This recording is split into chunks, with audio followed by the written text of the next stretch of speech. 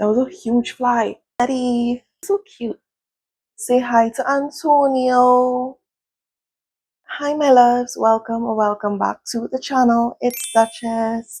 We're back. But I do have a younger sister that looks up to me in a lot of things. I always thought what would be something that I would want to tell her as she's growing up, going through school, life, and work. This topic came to mind of outgrowing friends, relationships, people, outgrowing eras of your life that no longer serve you, especially if you've made it up in your mind you want to elevate. Fact of the matter is, once you decide that you want to elevate in any part of your life, there will be persons that were comfortable with you being how you are, moving how you were moving, and you simply wanting to change it or experience new things. You're going to change your mind about the hairstyles you like, the types of outfit you want to wear, types of food you want to be eating, exercises you want to be doing, because that's what people are meant to do. As humans, we grow and we evolve. With that comes a certain level of growth that if your circle or your friends are not ready to see that type of growth from you,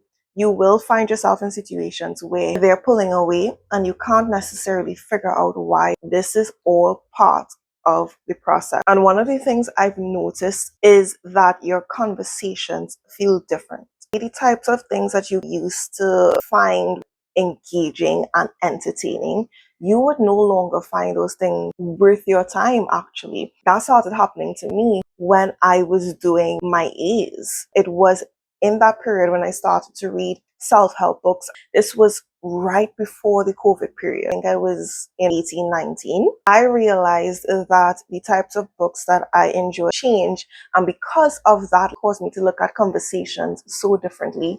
I no longer wanted to just sit and gossip about different cliques and everyone else. I wanted to have conversations about where we saw ourselves in the next 5 years, what type of businesses we saw ourselves starting. I couldn't understand why friend group that I had at the time was shifting away. I wouldn't say friend group.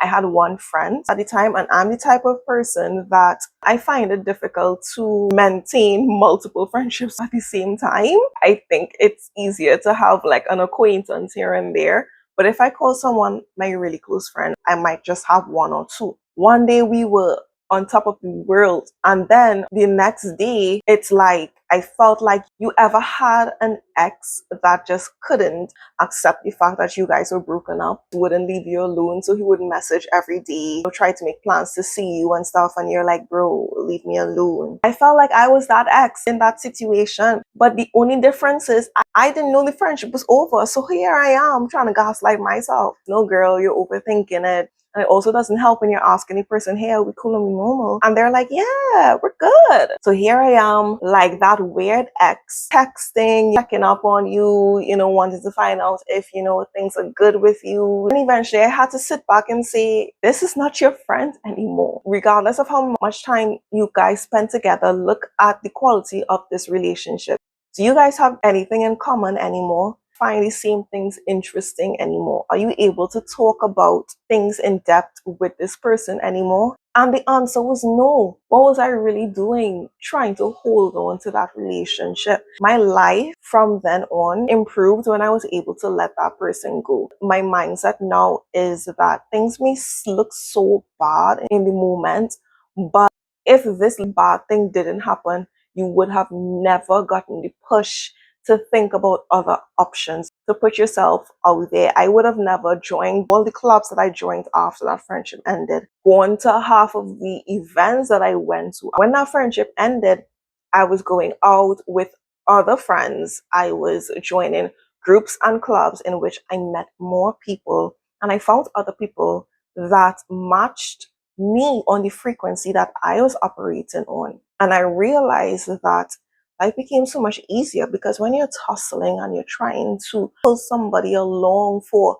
a ride with you, you end up looking desperate, like you can't take a hint. I would have been that person that was looked at as, oh, like she can't take a hint. But no, it was just really that, you just want to salvage that relationship because you valued that relationship, but you got to let it go, babe.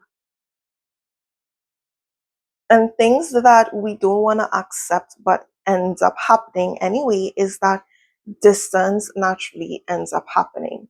This lesson is ongoing, even for me, because I even recently had to drop relationships where I was feeling some sort of distance. I was feeling like we weren't speaking the way that we used to. We weren't seeing each other as often as we used to. We live in an era of social media where everyone is like, if you're not checking on me, I'm not checking on you. If you're not inviting me to go to places, I'm not inviting you to go anywhere either. Love who loves you. Check on who checks on you. But then we find ourselves in a position where nobody's talking to anybody.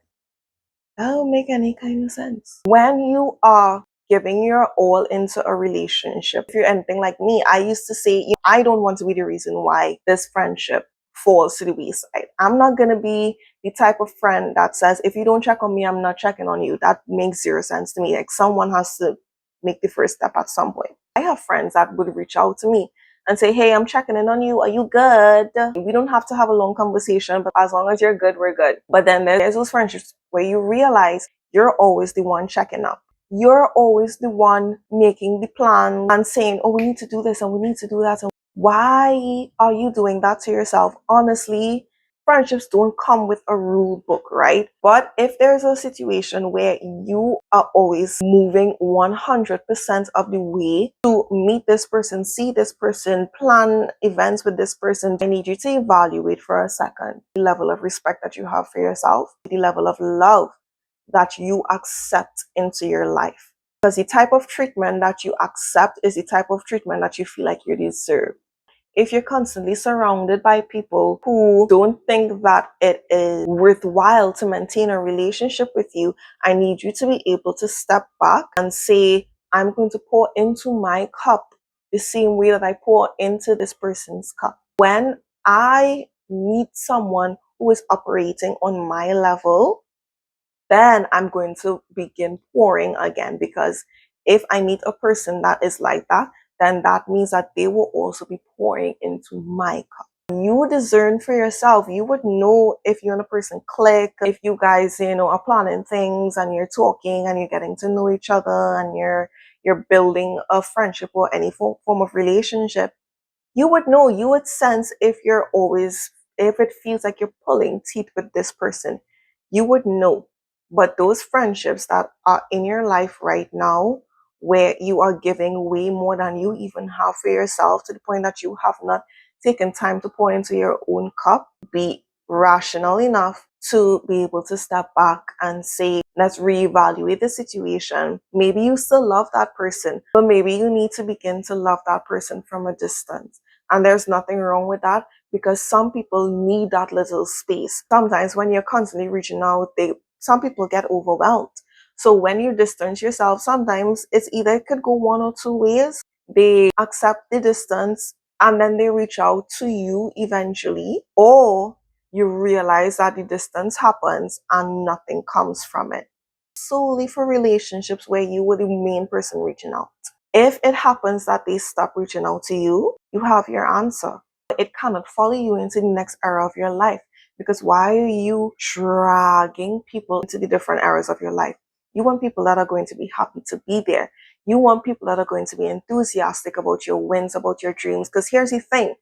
When you continue dragging those friends along, when you start to win, when you start to achieve your goals off of your vision board, off of your to-do list, these are the friends that you find making backhanded jokes with you, acting jealous around you, trying to downplay your accomplishments in front of other people.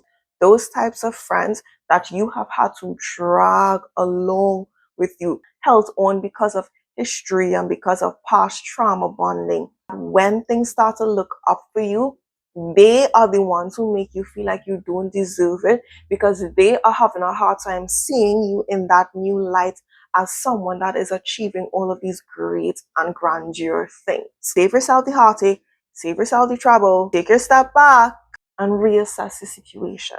But if you resonated with this video, do be sure to hit that subscribe button, like, what do they say, put on the bell. That doesn't work though. I used to do that for creators. I like that. That sure don't work. But I hope to see you again in the next video. And I love you. The I is important. Don't be telling people you love them without saying I. Okay? Okay, bye.